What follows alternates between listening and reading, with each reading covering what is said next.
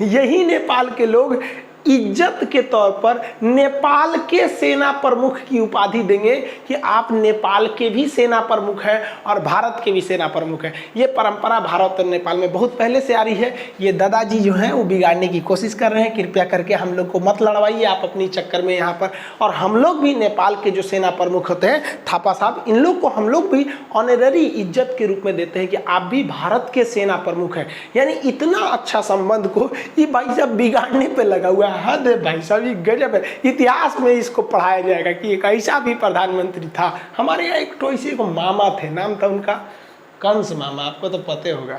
अब चाइना ना भारत को घेरने के लिए सोच रहा था, तो सोचा इधर से नेपाल को खड़ा कर दे, इधर से पाकिस्तान को खड़ा कर दे, तो 2 पर हम इधर से इधर अपने घेरेंगे। 3 ओर से घेरने के लिए सोच रहा था। नेपाल घुस गया आर्मेनिया की लड़ाई में, तुर्की की गुलामी में। तब तक नेपाल नहीं, पाकिस्तान चला गया उधर। तब तक पाकिस्तान के देख रहे हैं बाजवा साहब, इनको तो भाई सपना प्रधानमंत्री का है। ये पाकिस्तान में कारमंडल बचा दिया, सिंध प्रांत के कमिश्नर को उठवा लिया यहाँ पर। और इमरान खान के खिलाफ भयानक प्रदर्शन हो रहा है। ये भाई साहब की मतलब शादी तो इनका टूटते रहता है। गद्दी छूटने वाली है, शादी तो छूटिए गया, क्या दिक्कत, शादी तो कभी कर लेते हैं ये लोग, कोई दिक्कत नहीं। अब ये देखिए के रख ले होगा एगो एक्स्ट्रा में, तो यहाँ समझ रहे हैं। तो इनकी सरकार जाने वाली है। तो ये पाकिस्तान अपने में बेचारा उलझ गया है। नेपाल यहाँ पे भी अब कुछ खास नहीं है। तो चाइना को लगा कि नहीं, बांग्लादेश और म्यांमार को अपनी ओर खींचो, क्योंकि ये तो दोनों हाथ से गए भैया, यहाँ पे तो चले गए, यहाँ पे कोई खास फर्क पड़ने वाला नहीं है। तो बांग्लादेश और किसको खींचने के लिए ये लोगों ने फिराक में लग गए, म्यांमार को। अब चीन के जो राष्ट्रपति थे बड़ी पोल्हा के फुसला के शेख हसीना को अपने फेवर में लिए और कहे कि हमको एगो बंदरगाह चाहिए, हमको दे दीजिए वो बंदरगाह, हम बनाएंगे उसको, और बनाने के लिए हम आपको कर्जा देंगे, कर्जा लेके बनाइएगा।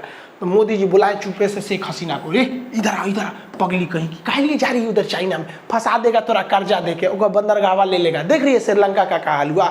मोदी जी तुरंत इसको समझा दिए, तुरंत समझ गई, हाँ जी मोदी जी ठीक है कर। फोन करके शी जिनपिंग को कही, जाओ भगो यहाँ पे, ब्रेकअप, जाओ, तुम्हारा बंदरगाह नहीं लेंगे हम यहाँ पर। अब बंदरगाह का प्लान को कैंसिल कर दिया, कहा कि बंदरगाह ना देंगे हम। अब सोचिए अगर यहाँ चीन बंदरगाह ले लेता, और चीन जो होता है इतना खचरा होता है, वो कहेगा कि भैया हमको ब्याज दीजिए हर साल। अब चीन, पता है चीन को कि बांग्लादेश छोटा देश है, ब्याज चुका नहीं पाएगा, कर्जा नहीं दे पाएगा, तो फिर कहेंगे बंदरगाह मेरा, और जब बंदरगाह उसका हो जाएगा तो यहाँ ले आके सेना रख देगा, जैसे श्रीलंका में किया, यहाँ पर यही किया। तो शेख हसीना भगा दी, हटो, मोदी जी हमको सब समझा दिए, मोदी जी बहुत होशियार है। अब मोदी जी को भी देखिए, मोदी जी को लग गया कि हमारा तो कोरोना में इकोनॉमी चौपट हो रहा है, हम तो खुदे माइनस में जा रहे हैं, उनका कैसे बचाएंगे।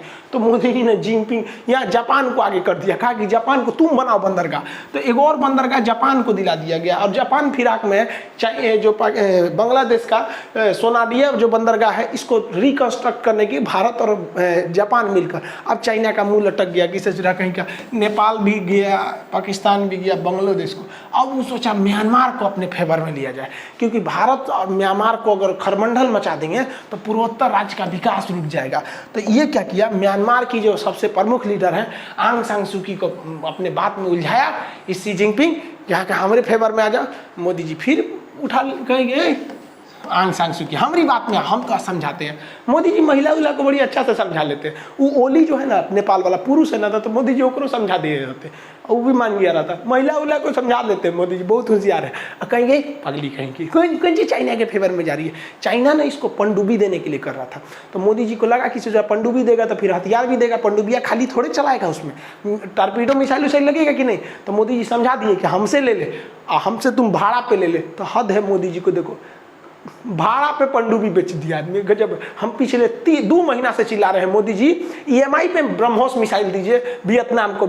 अब वो भी जवान सुन लेंगे, हमारा बहुत बात ही मान लिए हैं, अब कुछ बतिया नहीं माने हैं, तो भाड़ा पे दे दिए। अच्छा काम किए कि नहीं किए, बहुत अच्छा काम किए मोदी जी, भाड़ा पे पनडुब्बी दे दिए। यो सोच रहा होगा कि हद है भाई साहब, दुश्मनी ऐसे निकाला जाता है, भाड़ा पे हथियार दे दिया है। ये पनडुब्बी बड़ी खतरनाक है, इसका नाम है INS सिंधुवीर है। ये 300 मीटर नीचे जा सकती है, सोचिए इतना नीचे चली जाएगी कि किसी चीज़ की पकड़ में ही नहीं आएगी। और इसकी स्पीड लगभग 18 नॉट रहेगी, मतलब लगभग मान के चलिए 30 किलोमीटर 30 के स्पीड से चलेगी। तो पानी के अंदर 30 का स्पीड बहुत होता है, और ये 45 दिन तक अंदर ही रह सकती है, इतना खतरनाक है ये पनडुब्बी। और ये अंदर मिसाइल मार सकती है, देखिए पानी के अंदर मिसाइल मार देगी जी ससुरा यहाँ पे। अब भारत ने किसको भाड़ा पे दे दिया, म्यांमार को दे दिया, तो भाड़ा पे दिया है तो पैसा भी आएगा। अब भाई मिसाइलवा भारत से ना खरीदेगा, इसको दूसर का मिसाइल में लगबे नहीं करेगा। अब आप कहेंगे दूसर का चीज़ दूसर में लगेगा। यहाँ पे अब मान लीजिए इसे आईफोन का मोबाइल लेते हैं, मैं कहिएगा सैमसंग का चार्जर घुसबे नहीं करेगा भाई, जिसका लिए है उसी का ना चलेगा। इसमें मिसाइल के अलावा इसमें तारपीडो भी लगाए जाएंगे। भाई तारपीडो किसे कहते हैं? मिसाइल तो बाहर निकल के मारती है, तारपीडो पनडुब्बी के अंदर मार देती है, अंदर ही अंदर जाके दूसरे जहाज का पेंदी फोड़ देती है, डूब जाता है। तो म्यांमार को ये भी दे दिया गया। पनडुब्बियाँ जो होती है ना, पेरिस्कोप की मदद से बाहर देख लेती है सब। जैसे ये दिख रहे हैं पनडुब्बी के अंदर का, ये पेरिस्कोप से भाई देख रहा है, ये पेरिस्कोप थोड़ा सा बाहर निकला रहता है और बाहर से देख के दुश्मन की जहाज़ों पे निशाना लगाकर और तारपीडो से हमला कर दिया जाता है। इसका सबसे भयानक उपयोग किया था द्वितीय विश्व युद्ध में हिटलर ने।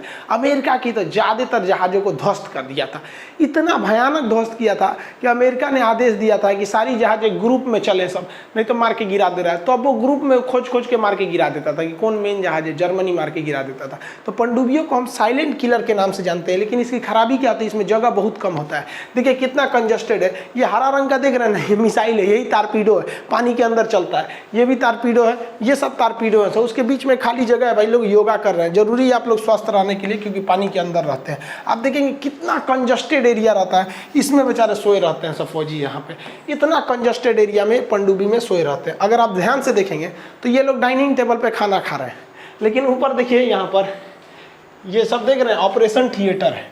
इसी पर अगर किसी फौजी की तबीयत खराब होती है तो इसी पे भी लेटा कर उसे मतलब ऑपरेशन वगैरह जो भी करना होता है करते हैं, उसी पे ये लोग खाना खाते हैं। इतना कंजस्टेड जगह होता है, अतः इसको बनाना बहुत कंजस्टेड होता है, बहुत बड़ी टेक्नोलॉजी चाहिए। तो भारत फ्रांस की मदद से भी अभी और कई ठो स्कॉर्पियन क्लास की पनडुब्बियों को बना रहा है। हालांकि जब पनडुब्बी का अलग से वीडियो बताएंगे तो उसमें बताएंगे किलो क्लास की पनडुब्बी, स्कॉर्पियन पनडुब्बी, डीजल इलेक्ट्रॉनिक पनडुब्बियों में क्या अंतर होते हैं और कैसे काम करते हैं। देखिए कितना कंजस्टेड रहेगा, आगे तारपीडो रहेगा, इधर से मिसाइल रहते हैं सर, इसके कई कंपार्टमेंट बनाए जाते हैं, बहुत ही कंजस्टेड रहता है, पीछे प्रोपेलर होते हैं, ये सारी चीज़ें बहुत ही ज़्यादा कंजस्टेड हो जाती है। तो भारत के पास ये टेक्नोलॉजी है। अब भारत के पास एक ये भी तो मौका है कि दूसरे देशों को भी अब भारत पनडुब्बियों को बेच सकता है, लीज पे भी दे सकता है, ताकि चाइना के दुश्मनों को समझ में आए। तो भारत को ये सब काम और भी करना चाहिए आसियान देशों के साथ, खास करके फिलीपीन, सिंगापुर या फिर वियतनाम, ताइवान के साथ भी ऐसे डील्स को करना चाहिए। ये तो भारत के पक्ष में रहा। अब चाइना परेशान है कि सोच रहे हम गलवान में क्या घुसे, ही तो हमारा इंडिया वाला सब पूरा एशिया दौरा हमसे दुश्मनी ले रहा है सर। तो चाइना को भी सबक सिखाना जरूरी था, लेकिन चाइना ने एक खतरनाक गेम खेल दिया आसियान में। उसने वहाँ पर कंबोडिया के नीचे एक युद्ध के लिए एक तत्कालिक नौसेना का बेस ले लिया है। लेकिन भारत के पास की भी उसका काट है, इसको हम लोग कभी नेक्स्ट वीडियो में चर्चा करेंगे कि उस जो नेवल बेस लिया गया है उसका भारत किस तरह से काउंटर कर सकता है। मिलेंगे नेक्स्ट